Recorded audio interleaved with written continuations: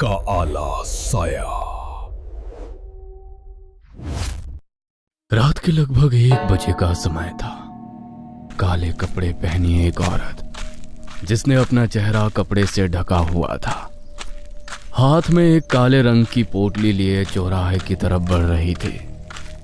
चौराहे पर पहुंचकर वो रुक गई और उसने उसी पोटली से कुछ सामग्री निकाली।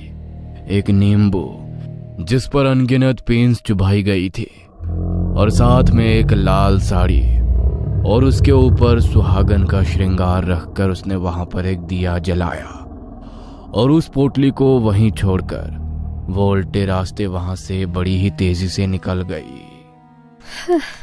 अच्छा हुआ मेरी बला टली। अब ये बला किसी के ऊपर भी जाए, मुझे कोई मतलब नहीं। वो औरत अपनी बला का उतरा करके चौराहे पर रख गई। वो दिया ठंडी हवा के बीच भी उसी तरह जल रहा था। तभी कुछ देर बाद वहां कुछ शोर सुनाई दिया। 4 दोस्त शायद किसी पार्टी से वापस आ रहे थे।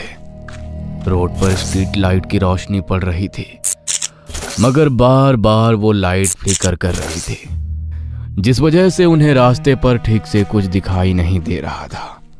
और तभी चलते चलते उनमें से एक लड़की प्रियांशी का पैर चौराहे पे रखे उस सामान पर पड़ गया, और उसी समय स्ट्रीट लाइट ने भी फ्लिकर करना बंद कर दिया। उसकी दोस्त आयुषी का ध्यान उस सामान पर पड़ा।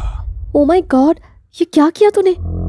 पता है ना चौराहे पर ध्यान से चलना चाहिए। पैर पड़ गया ना तेरा चौराहे के सामान पर। एक काम कर, अभी ही माफी मांग ले और बोल दे कि गलती से तेरा पैर इस पर पड़ गया, और जिसके लिए भी क्रिया का सामान रखा है वो तेरे पीछे ना आए। क्या कितना ज्यादा फट्टू है रे तू। अरे कुछ नहीं होता ये सब। ऐसे क्या रास्ते पर पड़े सामान पर पैर रखने से भूत किसी के पीछे आ जाते हैं? हाँ, अरे इसे तू क्या बोल रही है? इसे तो हर चीज से डर लगता है, पता है ना। उस दिन किले में हम लोगों की परछाई से डर गई थी ये। देखो वो बात अलग है, लेकिन तुम्हारा पैर चौराहे पर पड़ा है, इसे मजाक मत समझो और माफी मांग लो, वरना वरना वरना क्या? बेवकूफ कहीं की। खुद तो इतना डरती है, हमारा भी दिमाग खराब कर देती है। नहीं मांग रही मैं माफी, जा। जिस भूत को जो करना है वो कर ले। इसी सामान पर पैर पड़ा था ना मेरा, अब देख मैं क्या करती हूँ। प्रियांशी ने चौराहे पे रखे सामान का मजाक उड़ाते हुए उसे ठोकर मार दी और हंसते हुए आगे बढ़ गई। आयुषी के अलावा कोई भी उस बात की गंभीरता को समझ नहीं रहा था। आयुषी तो भगवान का नाम लेते हुए आगे बढ़ गई, लेकिन प्रियांशी नहीं जानती थी कि उसने अपने सर पर कितनी बड़ी आफत मोल ले ली है। कुछ देर बाद वो अपने घर पहुंच गए। प्रियांशी चेंज करके अपने बिस्तर पर जाकर लेट गई। उसने सोने के लिए अपनी आंखें बंद की ही थी कि तभी उसे कमरे में एक अजीब सी फुसफुसाहट महसूस हुई, जैसे तो कोई बड़ी ही धीमी धीमी आवाज में सिसकते हुए रो रहा हो। उस आवाज से प्रियांशी का ध्यान भटका और उसने अपनी आंखें खोली। उसने इधर उधर देखा, मगर कमरे में उसे कोई भी दिखाई नहीं दिया। ये कैसी आवाज आ रही थी अभी? लगता है मेरे कान बज रहे हैं। थोड़ी देर बाद प्रियांशी फिर से अपनी आंखें बंद करके लेट गई, मगर इस बार भी उसके कानों में वही रोने की सिसकियां सुनाई दी, और इस बार वो आवाज पहले से ज्यादा तेज थी। प्रियांशी घबराई और उसने फिर से अपनी आंखें खोलकर इधर उधर देखा। पहले तो उसे कुछ दिखाई नहीं दिया, मगर जैसे ही वो दोबारा लेटी तो पंखे पर उसे लाल रंग की साड़ी पहनी एक औरत बैठी हुई दिखाई दी, जिसका चेहरा बुरी तरह से जला हुआ था, और वो उसे बस एकटक घूरे जा रही थी। उसे देखकर प्रियांशी को कुछ समझ नहीं आया कि वो उसके आंखों के सामने की हकीकत है या कोई बुरा सपना। प्रियांशी ने अपनी आंखें झपकाई तो देखा कि इस बार पंखे पर कोई नहीं था, मगर अगली आंख झपकते ही फिर से उसे वो औरत पंखे पर लटकी हुई दिखाई दी, और वो सीधी उसके ऊपर झपट पड़ी। प्रियांशी जोर से चिल्लाई और उसकी चीख सुनकर बगल वाले कमरे में सो रहे उसके मम्मी पापा दौड़कर वहां आए। क्या हुआ तुझे? इतनी जोर से क्यों चिल्लाई तू? हाँ, सब ठीक तो है ना बेटा? कोई बुरा सपना देख लिया क्या तूने? प्रियांशी ने अपने मम्मी पापा की बात का कोई जवाब नहीं दिया और चेहरा फेर कर लेट गई। उसके मम्मी पापा ने फिर से उसे आवाज लगाई, मगर जब उसने कोई जवाब नहीं दिया तो वो दोनों अपने कमरे में चले गए। उनके जाने के बाद प्रियांशी बिस्तर से उठी और उसने खुद को ड्रेसिंग टेबल के आईने में देखा और अपनी गर्दन मोड़ते हुए भयानक तरह से मुस्कुराने लगी। उसने अपना ड्रॉअर खोला और आधी रात को अपने चेहरे पर मेकअप करने लगी। उसने अपने पूरे चेहरे को खराब कर लिया और जोर जोर से हंसती हुई बेहोश होकर जमीन पर गिर पड़ी। सुबह जब नाश्ते के टाइम पर वो बाहर नहीं आई तो उसकी मम्मी ने उसके कमरे का दरवाजा खटखटाया, मगर उसने दरवाजा नहीं खोला। उसकी माँ जब दरवाजा खोलकर अंदर आई तो वो उसी हालत में नीचे जमीन पर पड़ी थी। उसे देखकर उसकी माँ बुरी तरह डर गई। ये क्या हो गया प्रियांशी को? सुनिए जी, अंदर आइए। प्रियांशी के पापा जल्दी से अंदर दौड़कर आए और उसे देखकर वो भी घबरा गए। उन्होंने उसके चेहरे पर पानी छिड़का। प्रियांशी को हल्का होश आया तो उन्होंने उसे सहारा देकर बिस्तर पर बैठाया। ये क्या हाल बनाया हुआ है तूने अपना? और तू जमीन पर कैसे गिर गई थी? कल जब तू घर आई उसके बाद से न जाने कैसी कैसी अजीब हरकतें कर रही है। कल कुछ हुआ था क्या तेरे साथ जो तू हमें बता नहीं रही? प्रियांशी बस एकटक अपनी माँ को देखती रही, लेकिन उसने उनकी बात का कोई जवाब नहीं दिया। उसकी माँ ने उसका चेहरा साफ किया और उसके लिए खाना लेकर आई तो खाना देखते ही प्रियांशी खाने पर ऐसे झपट पड़ी जैसे ना जाने कितने दिनों से उसे खाना खाने को ना मिला हो। आधा खाना तो उसने जमीन पर बिखरा दिया। अरे ये किस तरीके से खाना खा रही है तू? कैसी कैसी हरकतें कर रही है? प्रियांशी ने अपनी माँ को घूर कर देखा और अचानक बिस्तर से नीचे कूद पड़ी। उसने जमीन पर रेंग रहे कॉकरोच को हाथ में उठाया और उसे चॉकलेट की तरह खा गई। उसकी इस हरकत को देखकर उसके मम्मी पापा का दिल दहल उठा। उसके पापा ने झटपट उसे उठाया और बिस्तर पर बैठाया और तभी वो बेहोश हो गई। मुझे इसकी हालत ठीक नहीं लग रही अनीता। शायद हमें इसे डॉक्टर के पास लेकर जाना चाहिए। मुझे तो लगता है हमारी बेटी को डॉक्टर की नहीं बल्कि किसी तांत्रिक की जरूरत है। इसकी हालत नहीं देख रहे क्या आप? अरे तुम औरतों को तो इस झाड़ फूंक के अलावा कभी कुछ और सूझता ही नहीं है। चुप करो तुम, मैं डॉक्टर के पास लेकर जा रहा हूँ इसे। मनोहर और अनीता प्रियांशी को अस्पताल लेकर गए। उन्होंने डॉक्टर को जो बताया उससे डॉक्टर को लगा कि शायद प्रियांशी के दिमाग पर किसी बात का गहरा असर पड़ गया है। उन्होंने उसे एडमिट किया। जिस वार्ड में वो एडमिट थी उस रूम में एक और पेशेंट थी जिसकी हालत बहुत ज्यादा खराब थी। डॉक्टर ने उसे बचाने की पूरी कोशिश की लेकिन उस लड़की ने अपना दम तोड़ दिया। I am so sorry mister Anish, हमने पूरी कोशिश की आपकी बेटी को बचाने की, मगर अस्पताल के रूम में मातम छा गया। प्रियांशी जो अभी तक अपने बिस्तर पर बेहोश पड़ी थी, अचानक उसके अंदर जैसे कोई समा गया हो। वो हाँफती हुई अपने बिस्तर पर उठकर बैठ गई और उसने अपने मुंह से कुछ ऐसा कहा जिसे सुनकर सबके होश उड़ गए।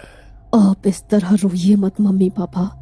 आप लोगों ने मुझे बचाने की बहुत कोशिश की लेकिन मेरी जिंदगी इतनी ही लिखी थी, इसीलिए आप परेशान मत होइए। ये सब तो क्या बोल रही है बेटा?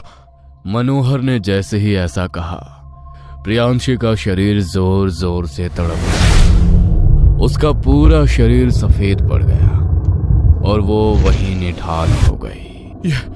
ये क्या हो रहा है मेरी बेटी के साथ डॉक्टर साहब? देखिए, लगता है आपकी बेटी मानसिक रूप से बीमार है, इसलिए जो भी देख रही है उसके दिमाग पर उसका असर हो रहा है। लेकिन मेरी बेटी तो बेहोश थी, तो उसे कैसे पता चल गया कि यहाँ पर क्या हो रहा है? मैं आपको कह रही हूँ ये डॉक्टर के बस की बात नहीं है। ले चलो इसे। चुप करो तुम। प्रियांशी 2 दिन तक अस्पताल में एडमिट रही। उसकी तबीयत में सुधार आ रहा था, इसलिए डॉक्टर ने उसे डिस्चार्ज कर दिया। रात का समय था, वो अपने कमरे में लेटी हुई थी।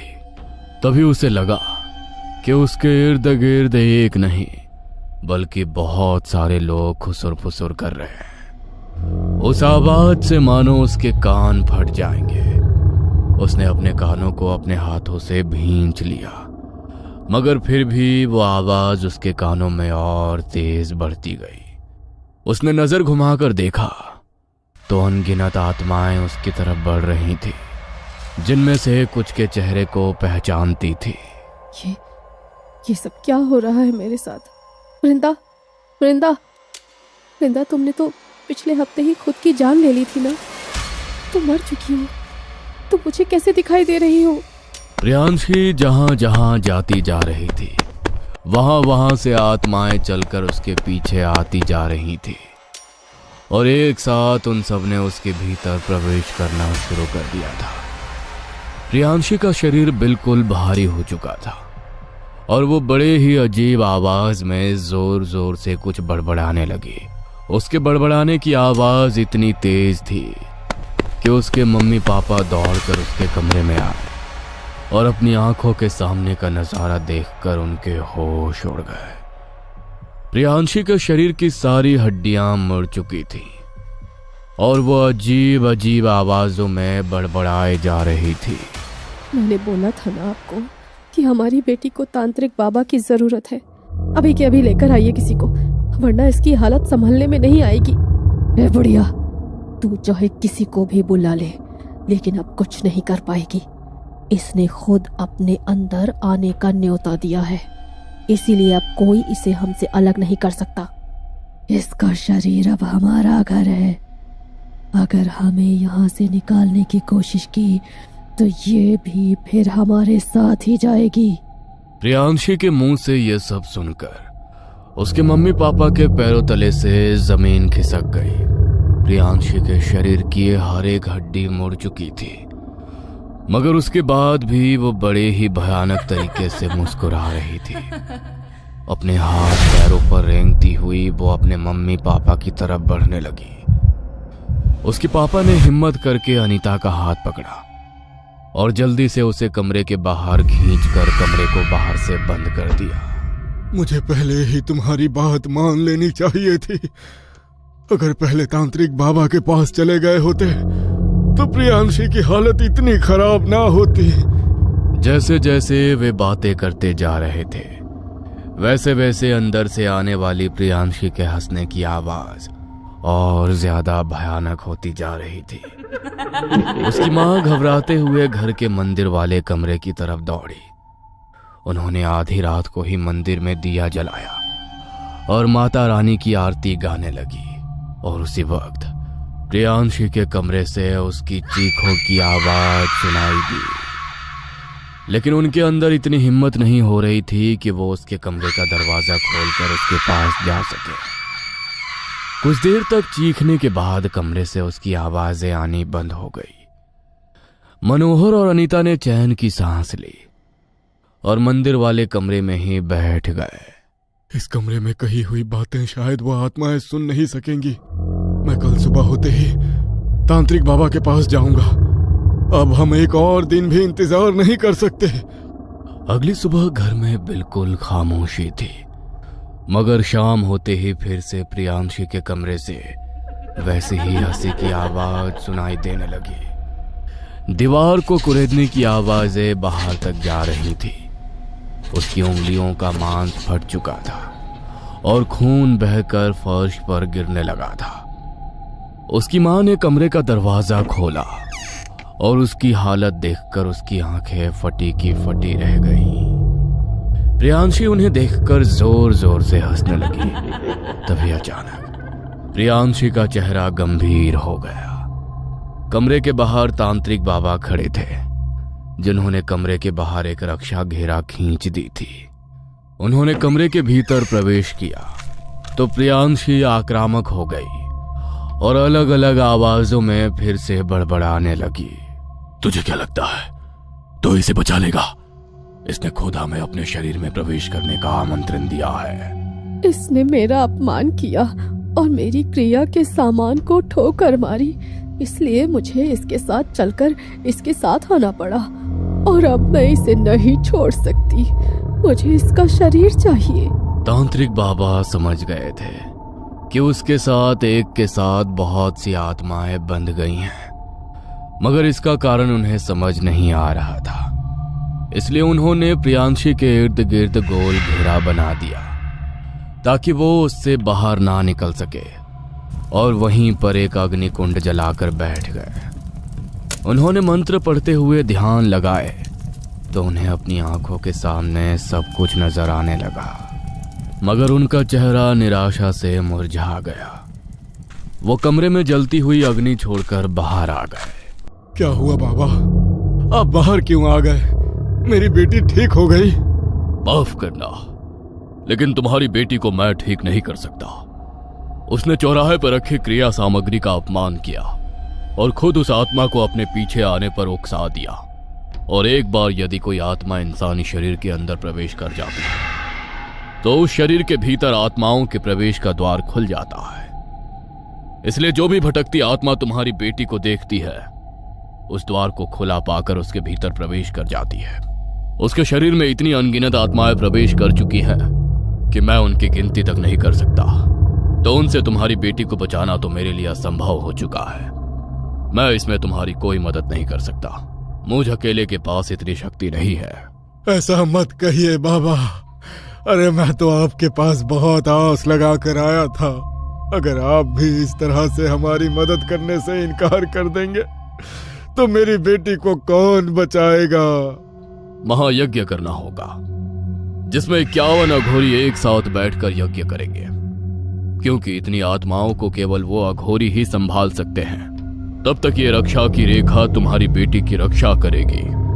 तांत्रिक बाबा वहां से चले गए और रात को ही मनोहर भी घर से निकल गया, क्योंकि अघोरी बाबा रात के समय ही शमशान में अपनी तपस्या करते हैं। और वो रात को शमशान के पास गया जहां अघोरी बाबा अपनी तपस्या कर रहे थे। वो आकर सीधा उनके पैरों में गिर गया और उन्हें सब कुछ सुनाया। चिंता मत करो, हम महायज्ञ करेंगे। कल प्रातः काल ही 51 अघोरी तुम्हारे घर में उपस्थित होंगे और उन आत्माओं से तुम्हारी बेटी की मुक्ति जरूर कराएंगे। ब्रह्म मुहूर्त में अघोरी बाबा अपने साथ बाकी अघोरियों को लेकर उनके घर पहुंचे और घर के बीचों बीच उन्होंने अपना आसन जमाया और यज्ञ करना शुरू किया। यज्ञ में जैसे जैसे मंत्रों की आवाज प्रियांशी के कानों में पड़ती जा रही थी, हर एक आत्माओं की आवाज में उसकी चीख सबको सुनाई दे रही थी। जाओ और बाहर लेकर आओ उसे और अपने हाथ में ये रक्षा सूत्र पहन लो। अघोरी बाबा ने मनोहर और अनीता को रक्षा सूत्र दिया। वो दोनों रक्षा सूत्र पहनकर अंदर प्रियांशी के कमरे में गए और उसे पकड़कर घसीटते हुए बाहर लेकर आए। उसने बाहर ना आने की पूरी कोशिश की, मगर मंत्रों की शक्ति के आगे वो कमजोर पड़ने लगी। 51 अघोरियों के महायज्ञ में पहुंचने वाले हर एक मंत्र से मानो उसके शरीर से एक एक आत्मा निकलती जा रही थी।